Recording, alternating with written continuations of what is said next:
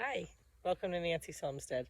Today I am working on my garden in my greenhouse. It's a mess down here, and I'm trying to get it ready for winter. I'm in zone 5B.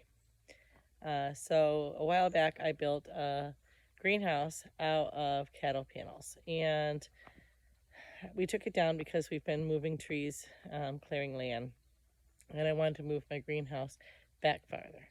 So we took it down. I built a small raised garden bed, used that for the remainder of the summer, and now it's fall here in Connecticut. I'm in zone 5B. We should be getting a frost soon. I know Canada had one this morning.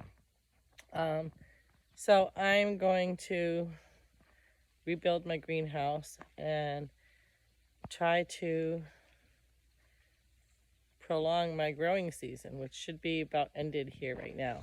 But let me show you. So this is the raised garden bed that I built for the summer. And it's just 12-inch boards, and I'm thinking they're 8 foot long, if I'm not mistaken. And then cut them in half for the ends here, and hold my camera so you can see it. And so I have some tomato plants and stuff still hanging out there. And I decided I have some cucumbers that just came up. So I decided I'm going to try to prolong my growing season a couple months and put my cattle panel back up and rebuild my greenhouse. So when I took my cattle panels, these are the 2 cattle panels that I already had up. This is what was left over of my greenhouse. And we just took it down and laid it flat in the back like a fence for the summer. So I'm putting it back up, and I'm realizing it's pretty much the size of it's 8 foot, and my garden's 8 foot. So I'm not going to have any room in there. And I like to put some other plants in there. And I fill it with jugs full of water, painted black, to add warmth throughout the summer. So I went and bought 2 more cattle panels from Tractor Supply. These are them right here. And they're 16 foot long and 4 foot wide each. Okay? And what I will do is take these right here, see if I can get it angled right, and I will put them together and I'll zip tie them. And I'll do that all the way down so that they're secure. And then I'm going to take a 2x4 and put a cross stitch just to brace it and make it a little sturdier. I'll probably put 2 of them, one down here and one over there, pretty much like I have here. It just sturdies it up a little bit and gives me something to attach my plastic to. So then I'm going to take them, I'm clearing this right here, just this brush that we just took down. So I'm going to clear this all right here, add some soil, some stone, some soil. I might even put some flagstone down just to hold the heat a little bit. And then I'm going to put my greenhouse added on to where I have this, so it'll be twice as long here.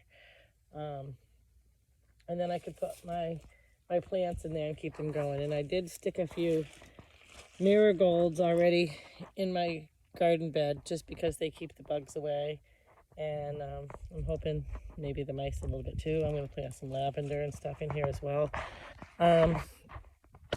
And that's about it. So I'm going to wrap it. Last time I've used construction grade plastic. And I tell you, it usually lasts till the end of the winter, but the last couple winters it hasn't even, it's torn off midwinter, and I've had to come out and patch it and then redo it, and I've had pieces breaking off, flying around my yard. It's definitely not the right plastic to use. So I'm going to buy a greenhouse plastic, which is a 10 mil thick, 10 mil strength, and put that on here because they say you should use at least 6, but I'm in zone 5B, and it really gets some cold, a lot of snow, a lot of wind, and this is supposed to be a pretty good winter for us, so pretty bad winter, I should say. So I'm really want to wrap it well and make sure I don't have any issues this winter.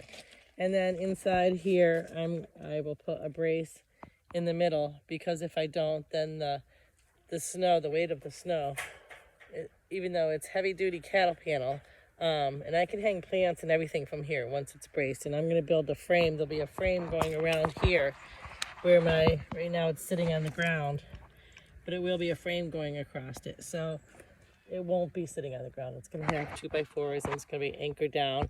And then I'm going to have bluestone all inside here for walkway and for warmth.